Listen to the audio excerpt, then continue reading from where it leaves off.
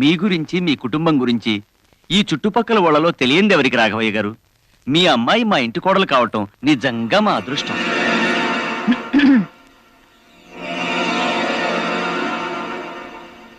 నమస్కారం అండి. మాది రామాపురం అమ్మా. ఇంకో 10 నిమిషాల్లో మీ ఊరికి బస్సు ఉంది.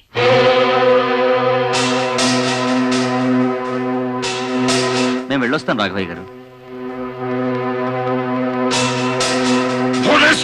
గొంతు చించుకోకు. నీ ముసలి గుండె ఆగిపోయినా ఆగిపోద్ది.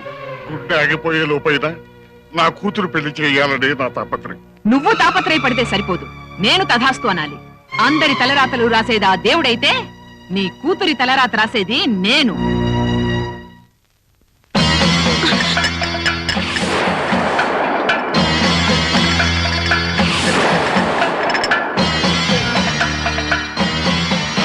ఏమా, పెళ్లి చూపులనేసరికి చక్కగా పట్టుచీర కట్టుకుని ముస్తాబయ్యావా? ఏమయ్యా, ఈ చీర చచ్చిన నీ పెళ్ళాంది కదూ.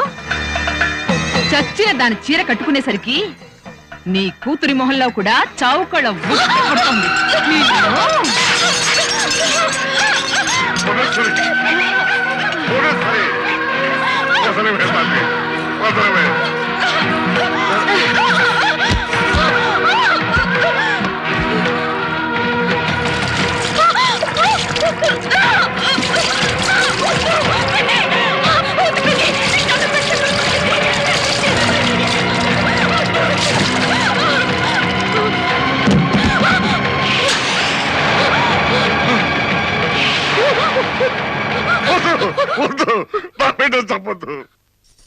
నీకు 1,00,000 సార్లు చెప్పాను, నా ప్రమేయం లేకుండా ఈ ఇంట్లోంచి పూచిక పుల్ల కూడా కదల్చకూడదని. ఒక్క మాట కూడా నాతో చెప్పకుండా నీ కూతురికి పెళ్లి చేస్తావేం? పెళ్లి జన్మలో మళ్ళీ నేను నీ మాట చదువుతాను. నీకు నువ్వుగా దాని పెళ్లి చేసే వరకు మళ్ళీ నేను దాని పెళ్లి ప్రస్తావన తీసుకున్నాను. దాన్ని బతుకని, దాన్ని చంపొద్దే, దాన్ని చంపొద్దు.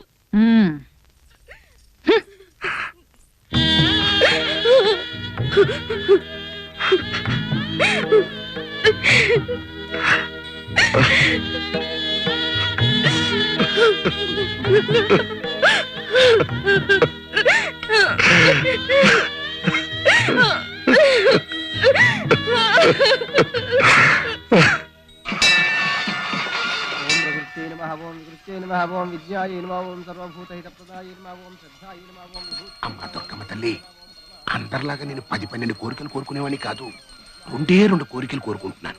1, మా అక్కయ్య కాలు చెయ్యి పడిపోయి వడ్డీ వ్యాపారం తాలూకు సొమ్ము మొత్తం నాకే వచ్చేయాలి. 2, సిల్క్ స్మిత లాంటి పెట్టలాంటి పిల్లని పెళ్లి చేసుకుని జీవితాంతం జల్సాగా గడిపేయాలి. ఇంతేనమ్మా. అమ్మా, నాకు వేరే కోరికలు ఏమి లేవు తల్లి. మా అన్న అడిగినవన్నీ నాకు ఇచ్చే చాలు. అమ్మవారిని ఏం కోరుకున్నావురా తమ్ముడు?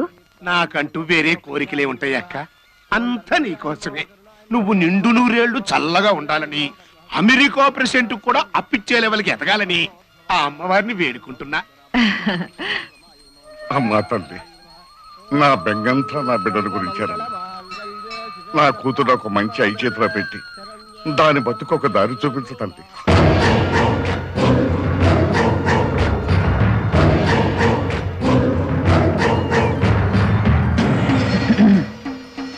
వయసు వచ్చింది నీ కూతుర్ని వెంట పెట్టుకుని ఇక్కడేం చేస్తావు? దాన్ని తీసుకుని ఇంటికెళ్ళు. పదం.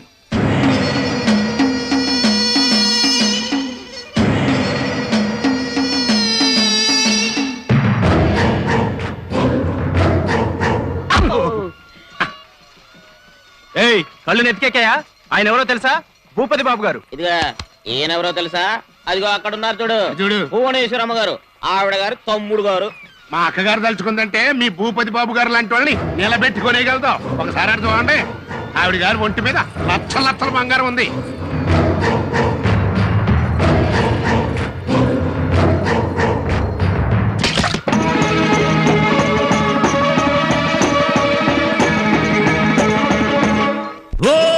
ఊరికి పెద్దమ్మా, చిన్న పెద్ద నీ పాదాలకు మొక్కుతుంటారే నిప్పు కళ్ళ తల్లి. ఊరంతా సల్లంగా చూడాలి నువ్వే భద్రకాళ. ముల్లోకాలను కాపాడుతున్న కంకాళమ్మ తల్లి ఈ బ్రహ్మచారి బతుకు మీద మచ్చపడకుండా నువ్వే చూడాలి తల్లి.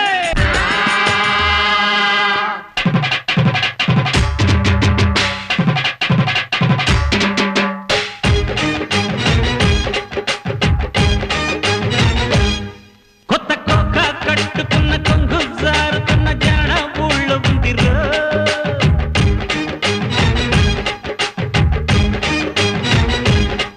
దేవే కత్తి చూపులతో కుచ్చి కుంటలతో చెండు ఆడుతుందిరో.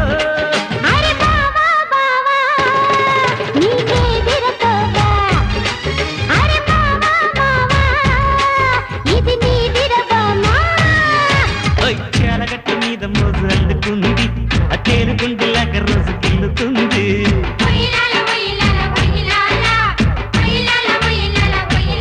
కొత్త కొక్క కట్టుకున్న కొంగు జారుతున్న జాడ ఊళ్ళో ఉందిరో. వేరే కత్తి చూపులతో కుచ్చి కుంటలతో చెండు ఆడుతుందిరో.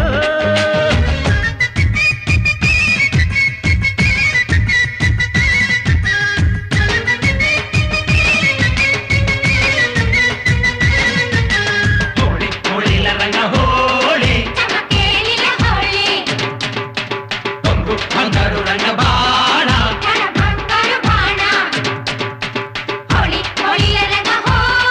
చమకేళిల హోళీ ధన బంగారు బాణ.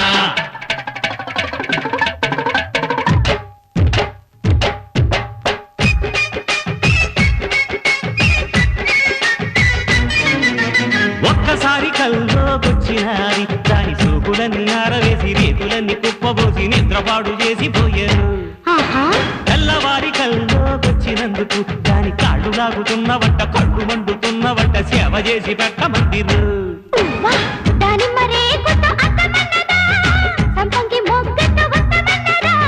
శ్రీకృష్ణమూర్తివి నువ్వెనంటది పాదాలు మెత్తగా పట్టమంటది.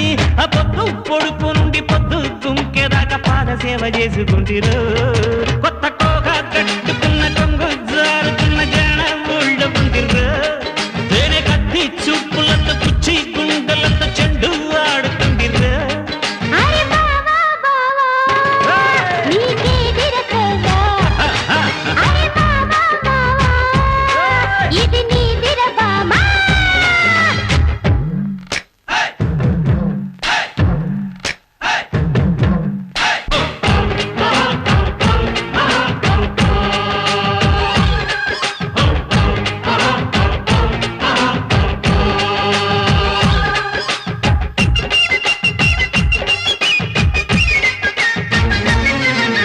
కంది చేను కాడ కావలుంటే అప్ప చందమామలాగా వచ్చి గంధమంత నాకు పూసి రంది పెట్టి చంపుతుందిర్రు.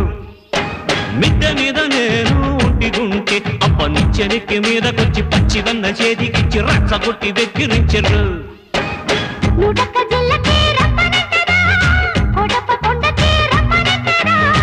ఊరంతా వచ్చి నా దంకనంటది వదంటే పోదులే బంక వంటిది. జోడి కట్టి పసుపు తాడు కడదమంటే దాని మొగుడు ఊరుకోడురు. కొత్త కోక కట్టుకున్న కొంగు జారుతున్న జాడ ఊళ్ళో ఉందిరు. వేరే కత్తి చూపులతో కుచ్చి గుండెలతో చెండు ఆడుతుందిరు. నీకే దిర